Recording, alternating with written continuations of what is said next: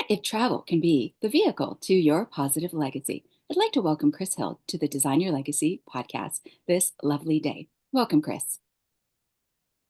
Thanks so much, Angelina. It's a pleasure to be here. It is a pleasure to host you, and I believe that you are joining from New Zealand.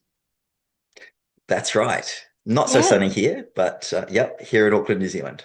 Yeah, I think that's wonderful. My sister did a study abroad in Auckland, and she stayed in a Oh. flat and all of the unique vocabulary. But I'll have you share a little bit of an icebreaker with the listeners, with the viewers, and so forth. So, where would you like to start us out today?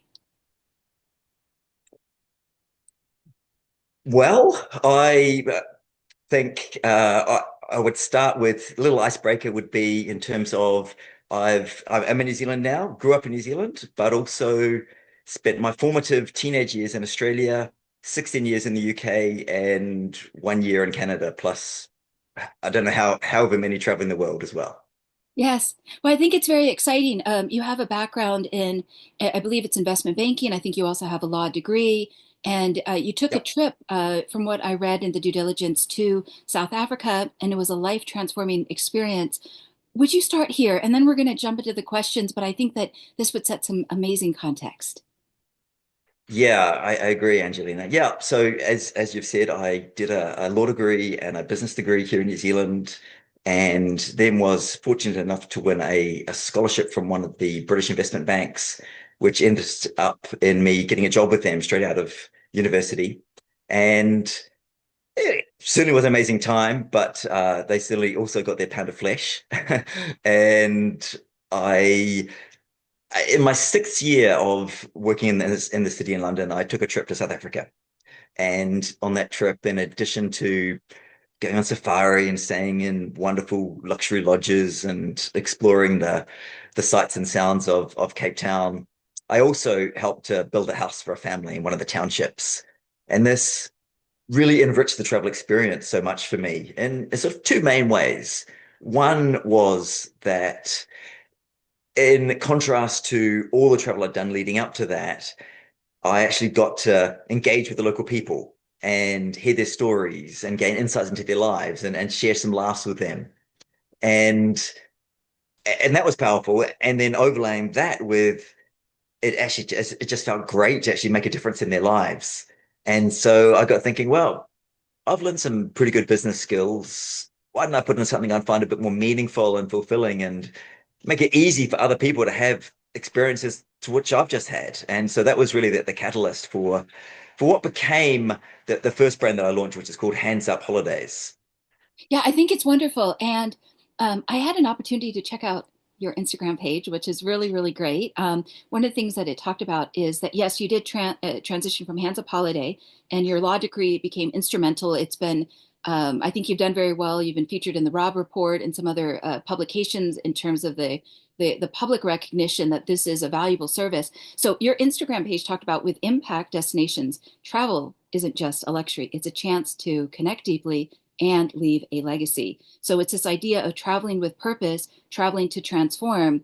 And I think it's really interesting because it's bringing together a number of different purposes in the sense of, yes, when somebody gets to travel, they get an escape from their normal environment. They get put into a new place, a new adventure, obviously. But I think more than that, when there is a change of environment, we have an opportunity to think differently and to explore then what is possible. And I know you're probably going to speak in the next hour or so regarding when somebody goes to a particular location, how they can help, whether it's the people there, the animals there, or something that then allows them to connect deeper and at the same time design a legacy that might not just be in the four walls of an attorney's office. So I think it's really an opportunity to play. 100%, Angelina. Yeah, I think you've nailed it really. And I'm glad our communications have been able to convey that to you to be able to relate it back. Well, yeah, well, I think what your service speaks to is humans love play, and we also love play eight times better, and we learn eight times better when we are playing. And so, if there's this opportunity to touch a rhinoceros or a giraffe or whatever that thing is, I think it not only is exciting for anyone of any age, but particularly the rising gen that want to do good. As they start to come into money, and I think the number is like $170 trillion or whatever that number is, whether it's going to, the next generation or to women or to whoever it is. Why not plan their legacy on a safari or in Southeast Asia or whatever that location is? Because you've thought through some of the most amazing locations, but also you have the relationships there to make it work.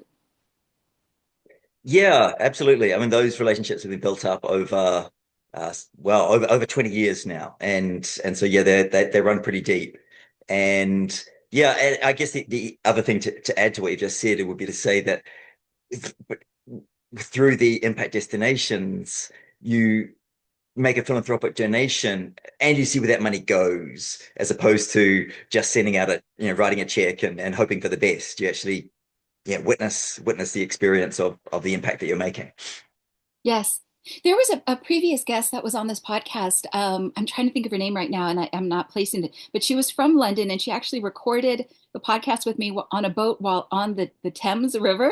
And one of the things she did Okay. talk about was what you had just said, sending out that check. But it's a whole other thing when somebody can actually go there and see how their money is being used, or go there and design that legacy. Like I said, it doesn't have to just happen virtually. I mean, I'd love for every potential client to call me up and we could design their legacy virtually over Zoom or whatever platform. But also, it's this opportunity to, like I said, exceed the four walls of a financial planner's office or an estate planning attorney's office and really go into what they call an immersive environment.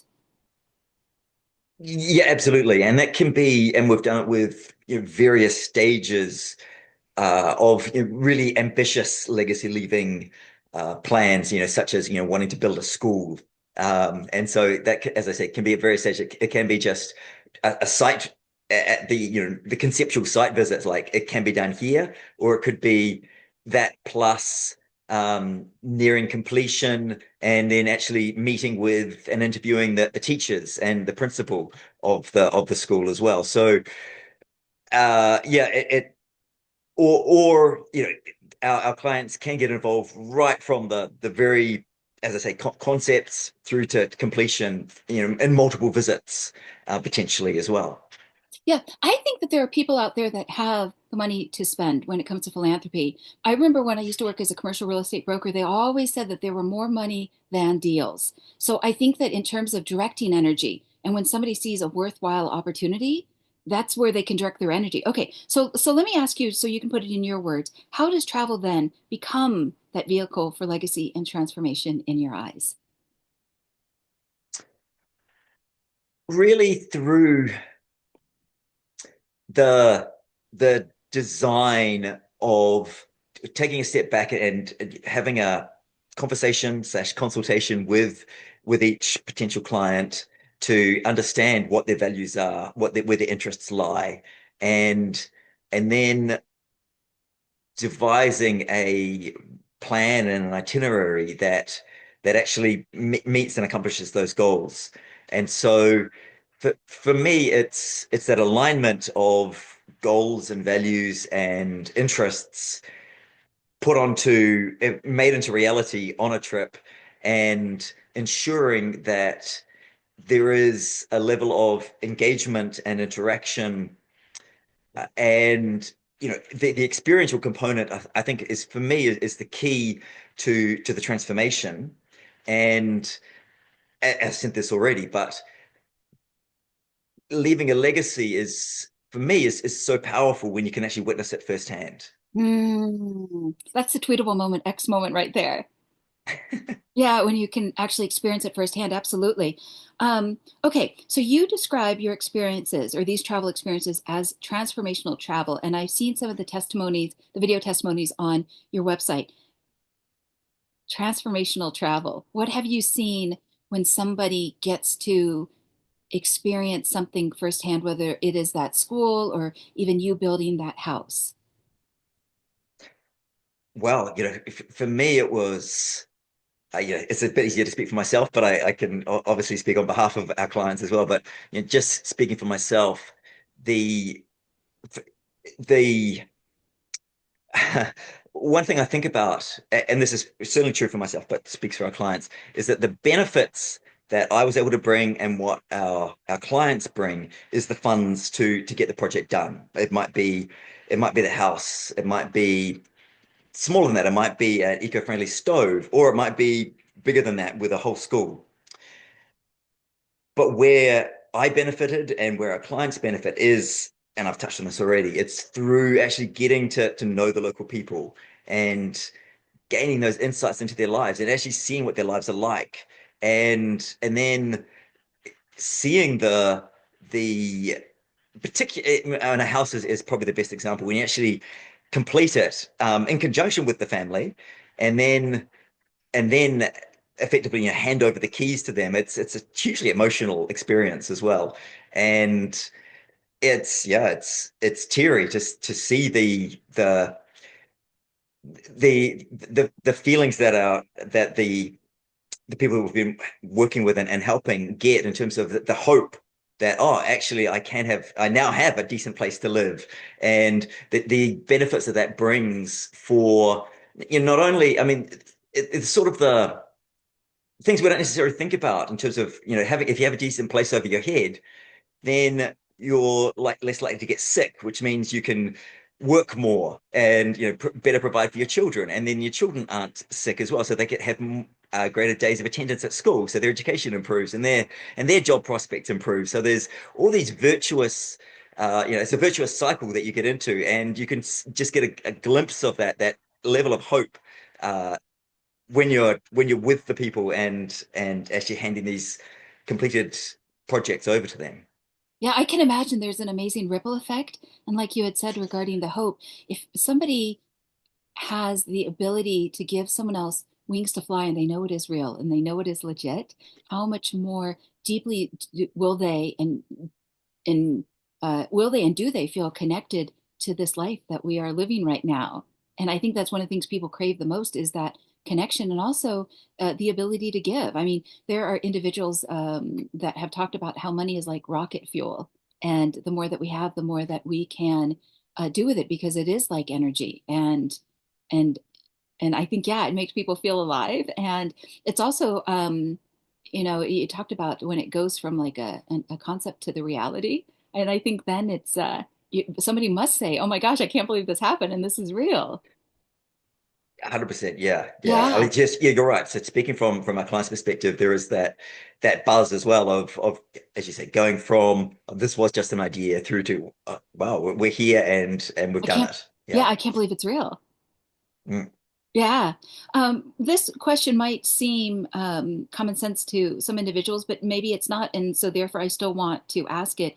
And it is, how do these curated journeys differ from traditional luxury vacations? Because I know these days individuals have the means to try eco resorts and five-star hotels and on and on. And the latest interior designers that are scooping in and just doing some amazing things. But what is the difference between somebody just having that luxury vacation and what you're offering regarding that curated experience? Yeah, it's a great question, and really appropriate because I think we've been talking somewhat conceptually, really. So it's probably good to put a bit of flesh to the bones, so to speak. And uh, particularly in the context of impact destinations, which requires a bit of explaining. So what sets impact destinations apart from, as you've just described, your regular luxury vacation, would be that through your philanthropic donation, you actually get to unlock a unique experience for yourself and enable the experts to do what they do best. And so, one example of that would be whilst on safari, whilst in your beautiful eco luxury lodge, you, for one day, you actually get to witness a rhino relocation from a heavily poached reserve to a protected one in Botswana. This is where you actually go into the helicopter with the veterinarian while he's darting the rhino, and then land and spend some time with a sedated rhino, and then help to see it uh, airlifted off to Botswana. And so it's about, as I say, the experience of actually saving the life of a rhino, and and that's a legacy in itself. But as I mentioned, you actually get to you're witnessing, you're participating, you're seeing what's actually happening with your impact. Yeah, I could imagine that's one of the greatest adventures that somebody has got to feel while they're on planet Earth. For sure. Yeah, it's Yeah. up there. And another quick example would be on the away from the wildlife conservation side. Another of my favorites is in Australia, where guests can fund a scholarship for a promising Aboriginal art student. And in return for that, that unlocks for them a exclusive encounter with an established Aboriginal artist for whom they can commission their own unique work of art.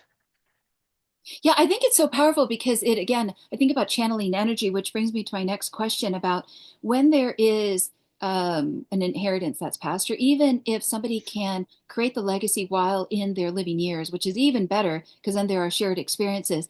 A lot of the times there can be shared values or a shared vision. And sometimes, though, if one individual means to do good, but they're expecting, let's say, their child or their adult offspring to read their mind.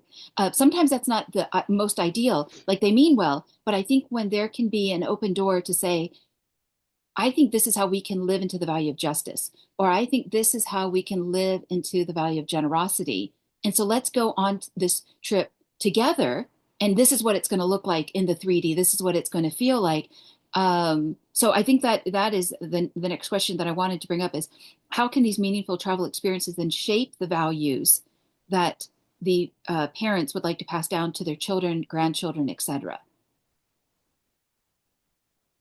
Yeah, it comes back to what I was saying earlier, really, around being clear on what those values are and Okay. then communicating them with someone like myself, whose job it is, and fortunately, my area of expertise is being able to, with the 20 years of experience and with the range of destinations, actually craft the perfect itinerary for that client that does align with those values. So what would you say from your 20 years of experience? What are some of the values when parties come to you, when clients come to you? Hmm. Yeah, well, it's things like empathy and compassion. Hmm. It's you mentioned generosity already. It's stewardship and um, a connection would be the ones that spring to mind, and so and then it requires a bit of deeper uh, digging into to areas of interest, and so this can range from we've touched on housing, but it might be healthcare, it might be wildlife conservation, it could be education.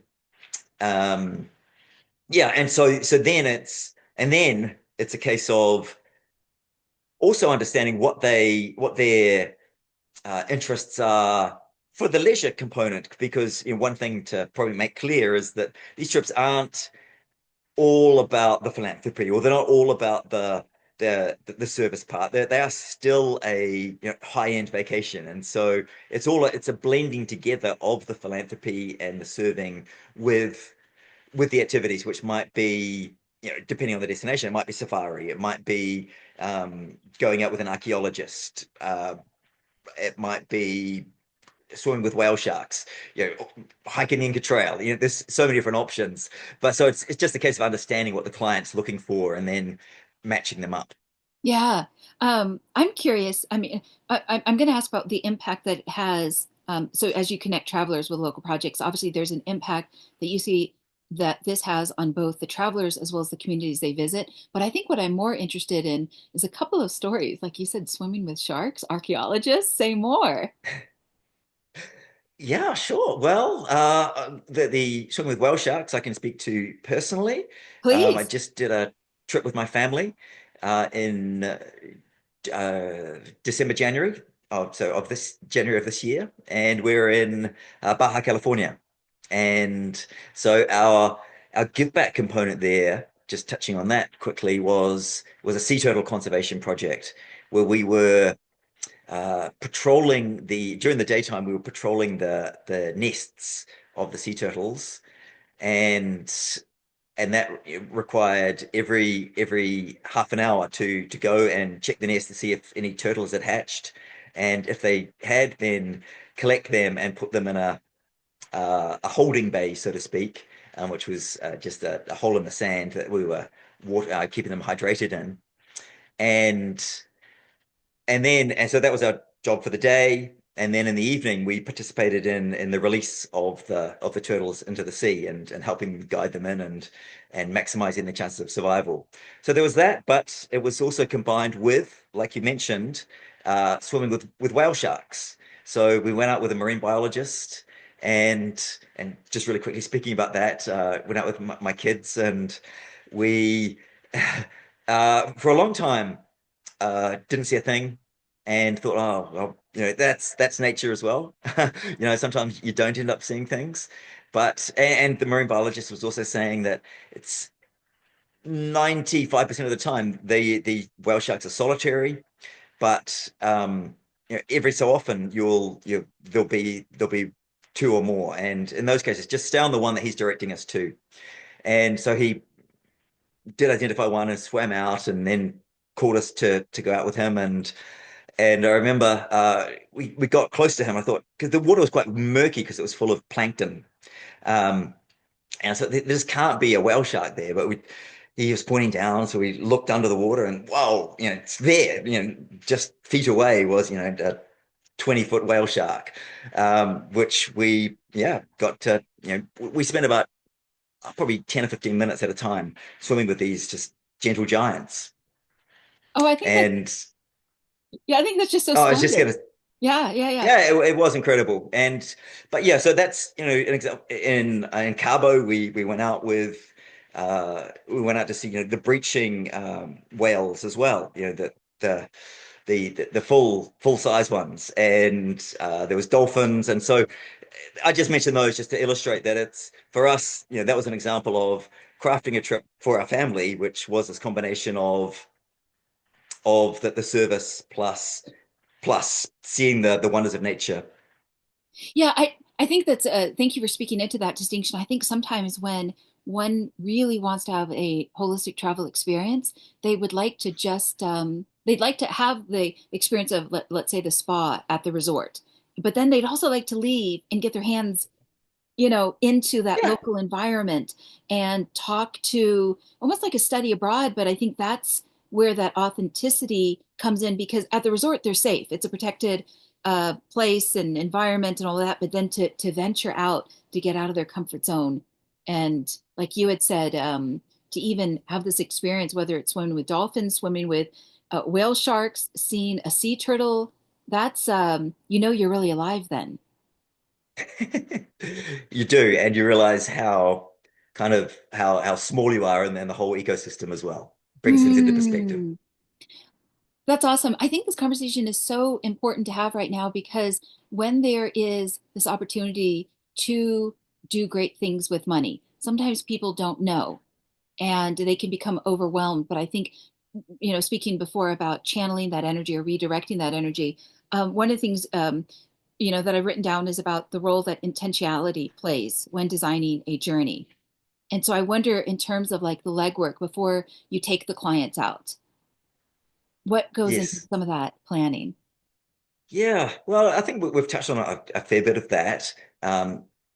Really, to say that it does require that the intimate knowledge of the destinations and the particular ways that people can make an impact and leave a legacy. And so I think intentionality, the beauty of intentionality is that it it ensures that the impact and the legacy is going to happen, but it can still leave open the opportunity for serendipity and wonderful things to happen that you don't plan for. But Yeah, at least if you are intentional, you do get still to to be sure that the thing is going to happen.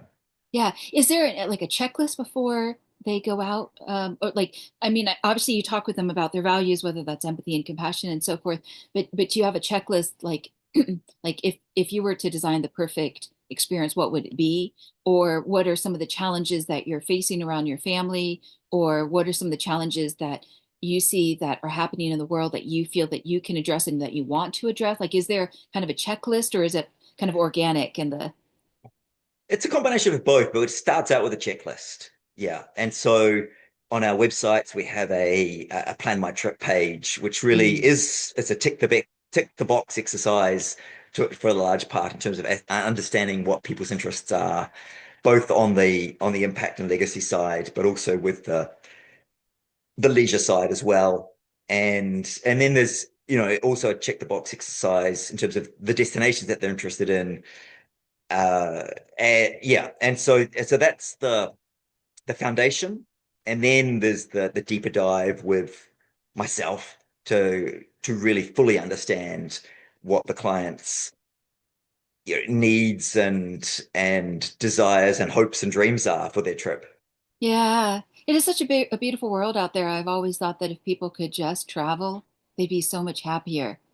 And like you had said, when they can connect to a passion of theirs, because there's so many individuals that they have the means and they could sit on a beach with a Mai Tai or whatever their favorite drink is, but then they're bored within about 20 minutes or 2 hours. And so they need that next challenge of, what is that project that they can contribute to and feel like, yeah, like you had said, that their values are being developed and also that they're leaning into those values, whatever they are. And especially if it's a family more than just an Mm. individual. Yeah.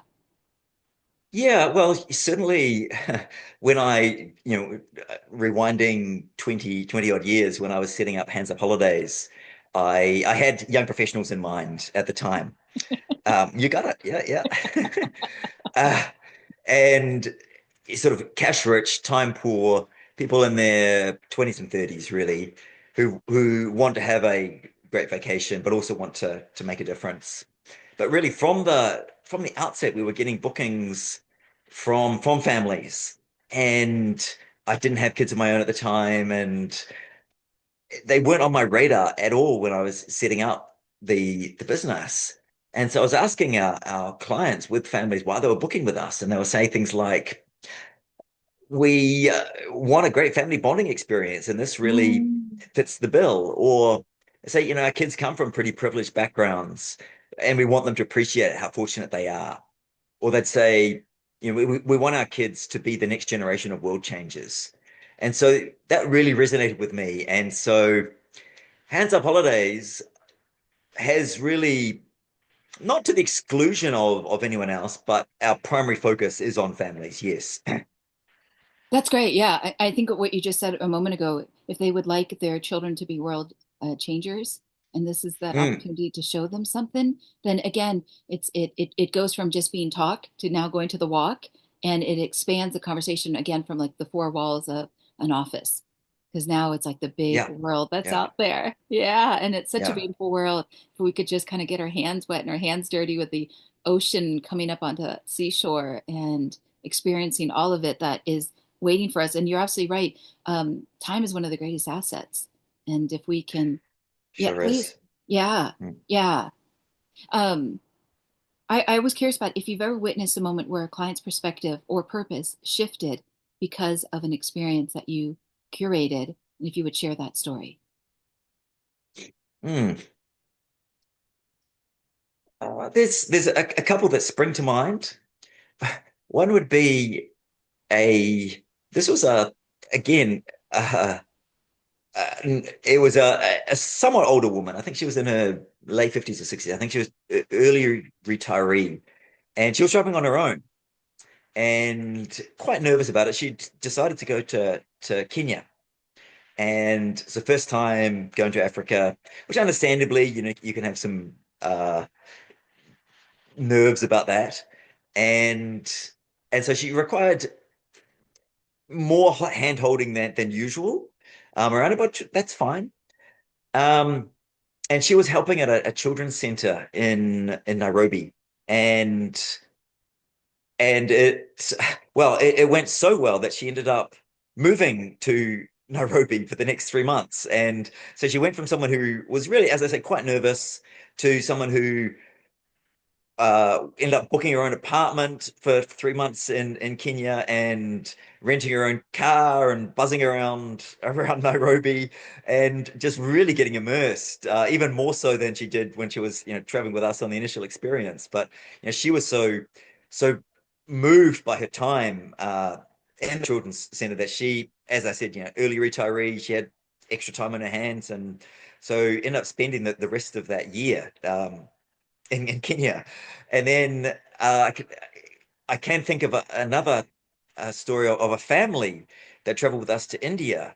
And they were so transformed by the experience that they literally moved to India for a full year with their kids, took them out of school, and as I say, yeah, moved to India because they wanted to.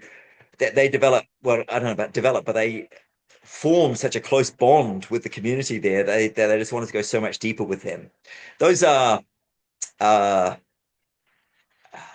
certainly not the norm. Most of our trips and most of our clients don't end up living in the destination, but I use those stories really just to illustrate that it has that potential for that huge amount of impact. Yeah, what I like so much about your answer is just how real it becomes. Because sometimes people think that legacy planning is like death and taxes, or they think it's boring, or they think it's about their obituary compared to backwards planning of what they can create now in their time, in their asset of time. And when it is filled with fun and adventure, and I'm going to talk to you in a moment about balance regarding balancing like the high-end luxury with the ethical travel, the social consciousness. But when that balance gets put in, it becomes more about fulfillment than death and taxes. Yeah, Yeah. totally. And also developing one's values because it's a kind of an esoteric concept to say, oh, Chris, we would like to develop our values, or I would like, okay, well, what does that mean? Well, then if you show someone into 3D, now it's become real because it's Mm, tangible. mm, mm. Yeah, Yeah. yeah, that's right. Yeah, Yeah. so if your values empathy or compassion, then actually, as you say, making the rubber hit the road, so to speak, and putting that into action. So actually going in and coming back to, I'll speak about another trip that I did with my kids almost 2 years ago now, which was to Bali, where we installed a disabled accessible bathroom for a paraplegic. Mhm. And in Bali, being a Hindu island, if you are born with a disability, it's considered like bad karma. And Mhm. so you're often sort of hidden away from the rest of the world. And so you lead a very lonely, cloistered life. And so being able to uh, uh, have the ability to fund with my family and then well fund and then with my family participate in the installation of a bathroom which as I say disabled accessible bathroom for them in this area of something that's so personal, being able to bring this measure of dignity and independence was really powerful. And so yeah, for me I was you know, empathy and compassion is a value that I want to instill in my children. And so I speak, just using that as an example of one way, actually doing it in, you know, actually doing it. I can now see it in my kids that the pennies dropping about the how these values are important. Yeah, absolutely. You know what comes to mind is when you shared that story is how much some people have beautiful hearts if only they're given the opportunity to share and show it. Right, right, Yeah, yes. yeah, yeah. And there's also something to be said about modeling. We learn through role models. We learn almost like voyeurs, like if somebody ties their shoe, then we know it's real that the two bunny ears can go together and the shoe can be tied. I mean, I know that's a simple metaphor, but there is something about watching someone else be generous or have that beautiful heart, then someone says, yeah, I don't have to pass judgment on that individual. I can be that change maker. Yeah, 100%. And I think when one thing to add, in the context of families as well is, yes, they can get involved with the project. Just coming back to the Bali example, the tricky parts are all done by local Mm. experts, and that's the model that we adopt there is what I describe as a volunteering model, in that it's our funds where we actually, as I say, enable the project to happen and actually create jobs. So we're employing local people Mm. to do the bulk of the work and the tricky parts. And but so my kids got involved with drawing water from the well and then mixing the cement, mixing the water they just drew with the cement and then wheelbarrowing. Um, but in addition to that, they also got to play with the local kids, and so that interaction was a beautiful thing, to break down barriers as well Mm. that there can be between races and And even socioeconomic income classes. demographics. Yeah, Yeah. exactly. Yeah. Yeah. Well, I'm so glad that you just spoke into that because sometimes an individual can find themselves in a bubble, and especially the luckier Mhm. they are in life, the smaller that bubble can become. Yeah, 100%. I know on one hand somebody can say like, well, the front side of the hand is, wow, it's so intoxicating when you can live in that world of affluence, and sure, that can be true, but then the back side of it is that loneliness and that isolation because sometimes people are curious about other people of, Hmm.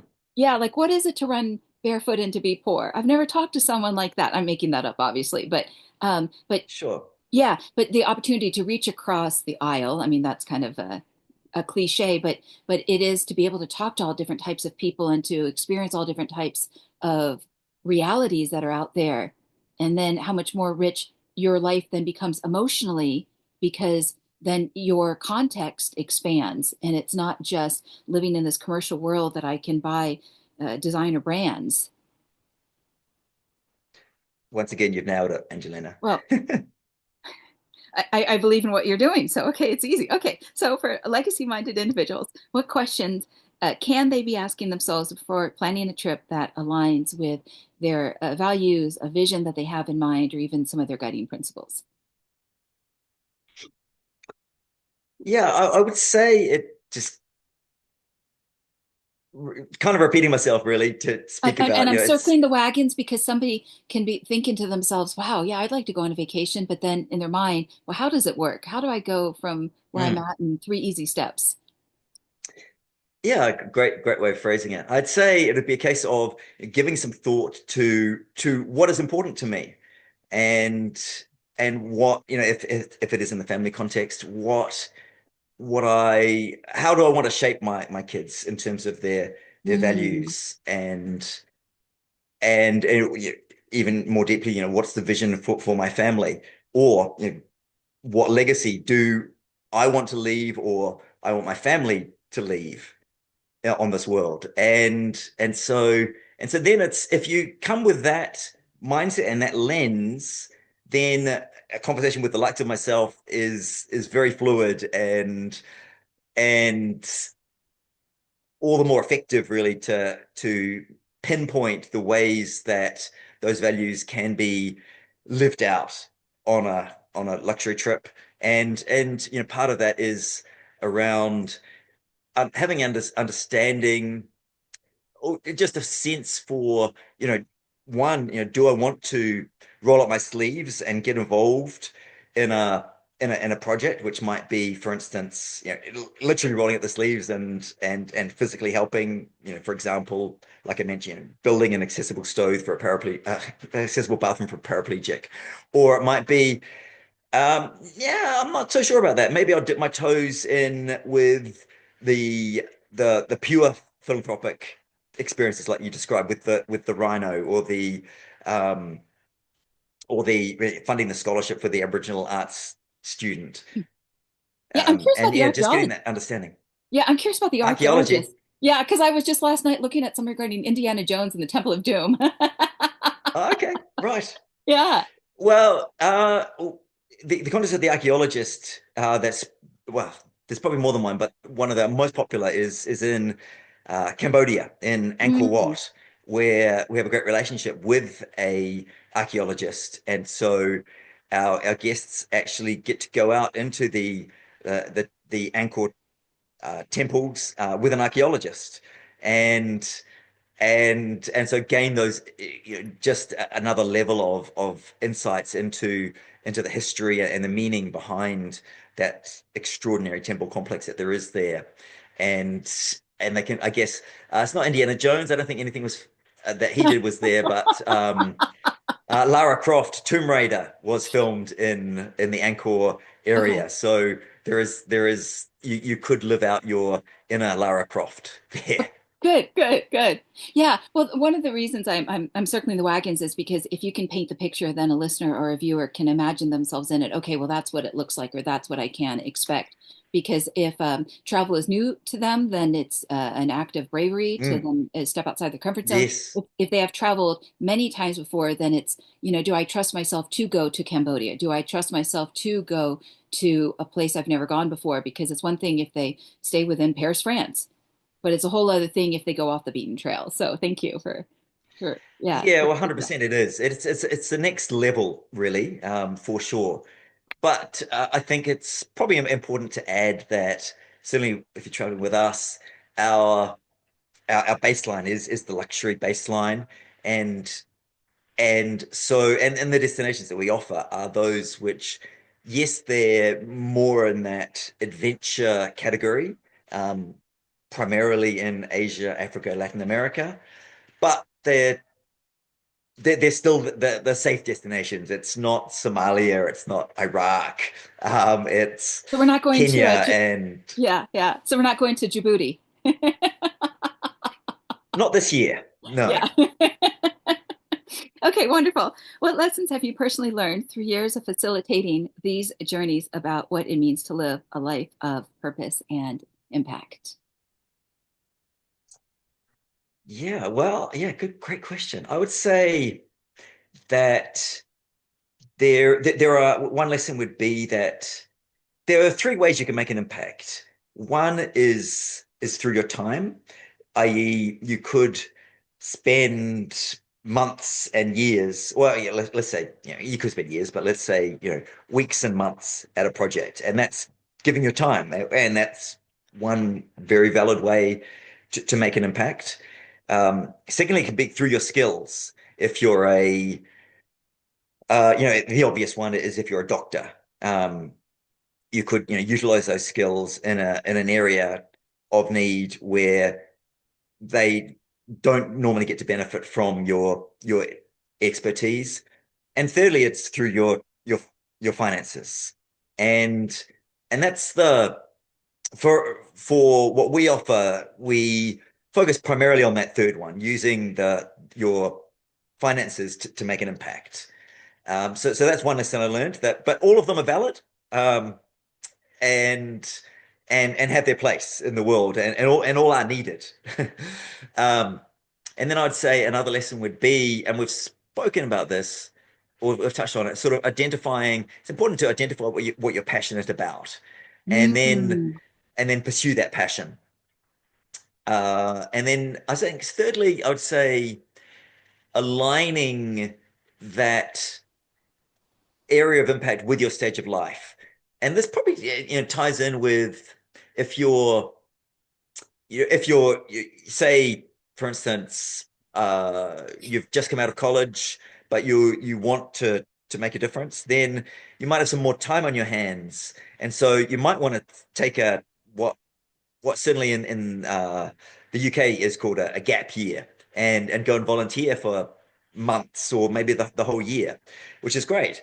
Um, or you may find yourself in employment, and in that situation, then it can come back to maybe it's your skills, or maybe it's your funds that you can use. And then the next stage of life might be you have kids of your own and you want to start to instill your values into them, and that's where it again we may come in, and a hands-up holiday trip may be relevant, whereby you want to do a great family bonding experience with your kids. Or it might be, slightly later in life, baby boomers, early retirees who want to leave that legacy. And they may also still want to take their kids on it, but maybe not. Maybe just with their partner, or maybe a group of friends traveling who want to go and have a high impact legacy trip design. So you can align, as I say, aligning that your impact with your stage of life is another lesson I've learned. You can do it at any stage. Yeah, I think that's brilliant. And there's something that I think would affect their identity. Like when you spoke about the gap year and being able to again step out of their comfort zone to a new experience, it's trusting oneself like, yeah, I did that. I went there and I made that happen. Yeah. Yeah. Yeah. Yeah. It becomes, I think, also a part of their legacy story. In pretty early formative years as well, yes. Yeah. Well, this is the personal part of this podcast now as we transition over. So, what does this word legacy mean to you personally? And in one or two sentences, what would you like your legacy to be? Legacy to me means making a positive difference that lasts beyond a lifetime. And I'd say my legacy, I would like it to be that sustainable luxury is the norm. We haven't really spoken about that, but that's a key aspect of what we do is it's a holistic approach to the travel experience. So it's not just that philanthropic or serving component, but it's also looking at the accommodation and leading with properties that do have a sustainability mindset where they're and that can be in a whole host of areas, but can be in the design, using renewable resources to design the property. And then in the ongoing practices, it can be with regards to composting and wastewater usage and all those sort of things. So, and there are amazing yeah, brands out there. Six Senses is one example, Soniva another. So there are incredible brands out there already doing this, but to see that as the norm would be amazing. And then the idea of being able to make a positive difference, Mm, that concept of doing that in the luxury context is something which is new for people right now, but I'd love my legacy to be that concept of combining luxury with making a positive difference becomes something that at the very least people are familiar with as, and it's not a foreign concept, but it's something that is in the everyday parlance. I think that's brilliant. And kudos to you for being entrepreneurial because you could have stayed as an investment banker. And yet something must have happened when you helped build that house in South Africa that where you said to yourself, you know what, I'm going to go out on like the road less traveled and create a company that can offer this experience that was life-changing for you to others. And so I think that's a wonderful legacy vision to have. Yeah, well, thanks, Angelina. It's been a blast. Yeah. Well, and I think probably you also have more fun at the office. Exactly, exactly. It's been an extraordinary 20 odd years for sure. Yeah. So I often say that our legacy vision is supported by a good three or four core values, kind of like the legs of a chair. So what would you say are your top three or four core values that you would like to be the pillars of your legacy? Hmm. I would say, I think we've probably touched on all of these throughout this conversation. Stewardship, Okay. and that's, impact destinations is really all, well, not all about, but to a large extent about that stewardship of our scarce, endangered wildlife, and ensuring Mm, that they survive for future generations. Another value would be having an adventurous spirit, and so that's being willing to push the envelope a bit and get out of your comfort zone and explore this incredible world that we live in.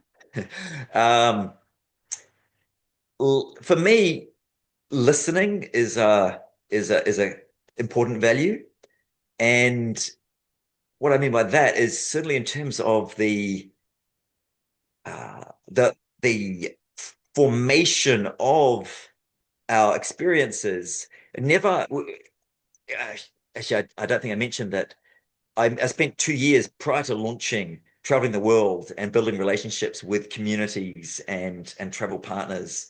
And when I went into the communities, I never went in with an agenda or tried to impose what I think should be done. It was always a case of listening to the community or the charity that we were potentially working with and hearing from them what their needs were and also if there was an interest in having outsiders come in and help. And then it was up to us to market it and and make it available to people.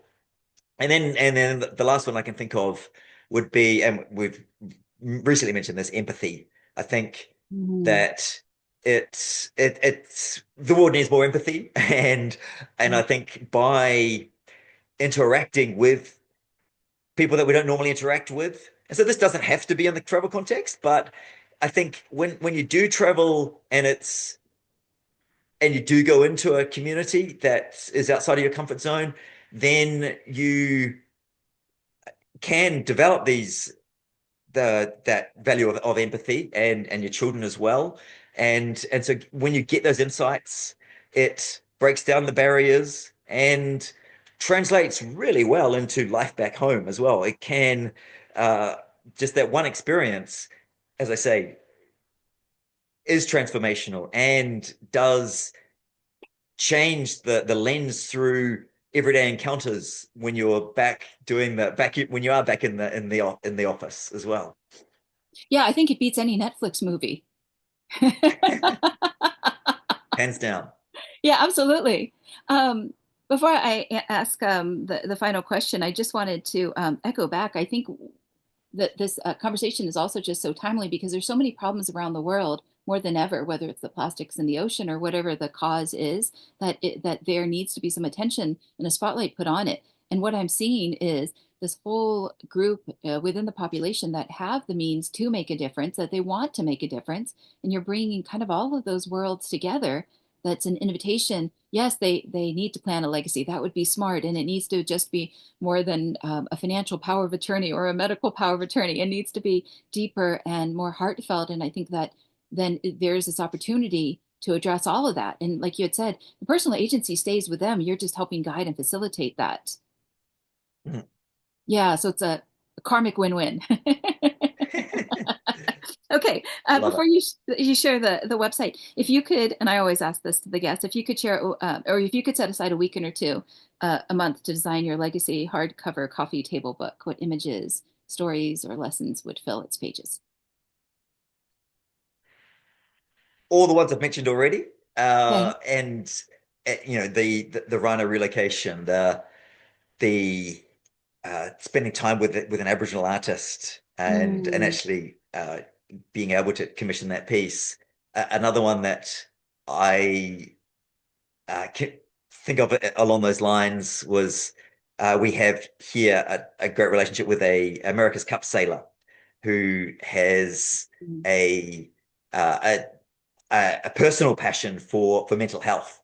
And so through a donation to a mental health charity, I've been able to, and our guests are able to actually go out and sail with him.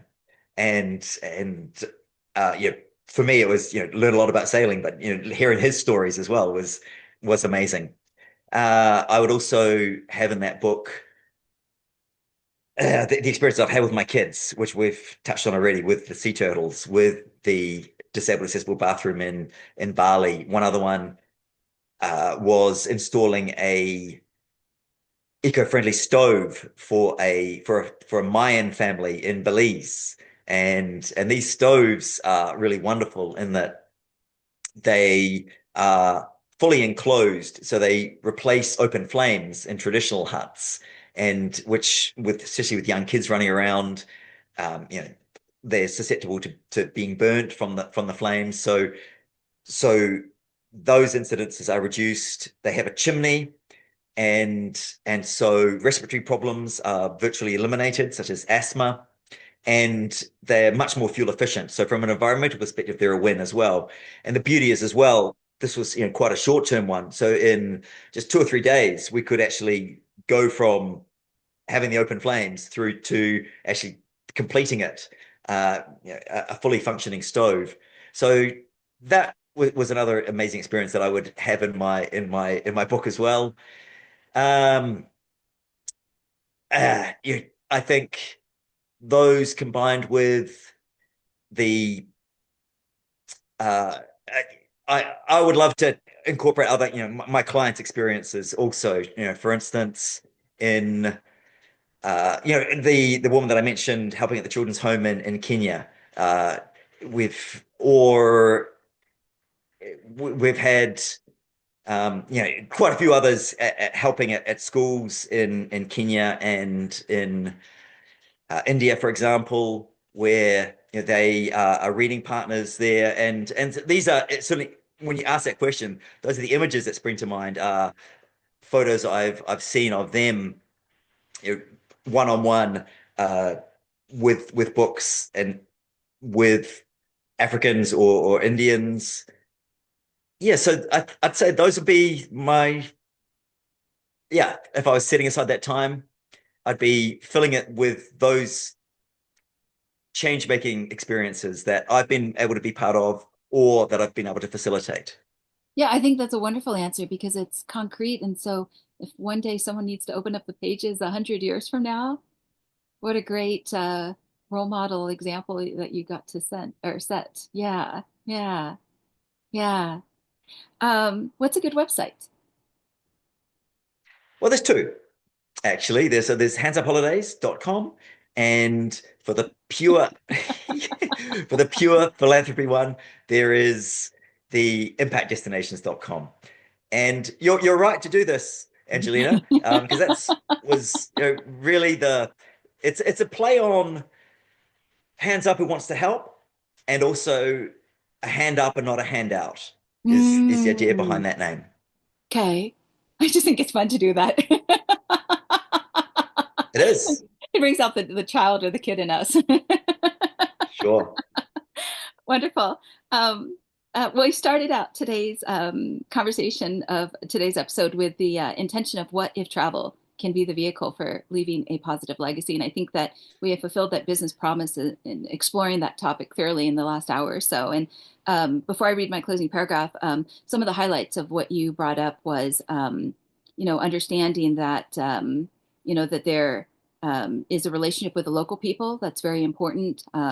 And also the values, the values of the clients that have come to you that are based in empathy and compassion, stewardship, connection, generosity, but also that this can be a great family bonding experience. So it's not just that you know you can stay at the best hotel in Dubai. It's more so having that deeper meaning and contribution and creating jobs in terms of speaking about contribution. And also two questions that you brought up about, how do I want to shape my legacy? And I think just having that opportunity to reflect on that, and also the other question of, what is your passion about? Because sometimes life can go Mm. so, it can go by so fast, and sometimes it's good to know what our passion's about because it can't just be all work and no play. So, thank you very much, Chris, today. It's been an honor and a privilege, Angelina. Thank you so much. In closing, I'm Angelina Carleton, the hostess of the Design Your Legacy podcast, as well as the founder to Legacy Planning, a boutique advisory firm based out of Beverly Hills, California, USA, but international in those I get to consult and coach. I hope to dive deep into subjects that can help a person define, develop, and execute their legacy, and continue to discover the landscape for those who can be great resource to every dimension of your legacy. For many listeners and viewers, there can never be enough education and preparation in the moat or moot around your castle. Whether you find yourself with new wealth or generational wealth, may the content on this channel be an anchor in any storms ahead. We do our best to provide original content for your intellectual and emotional curiosity. If you're tuning in today on Spotify, Apple Podcasts, Amazon Music, YouTube, etc., please remember to rate and review, share with your family and friends. And if you feel so inclined, send an email to either Chris or myself and let us know your thoughts and feelings about today's conversation, today's episode. So thank you so much for joining. And thank you, Chris, for speaking into your legacy.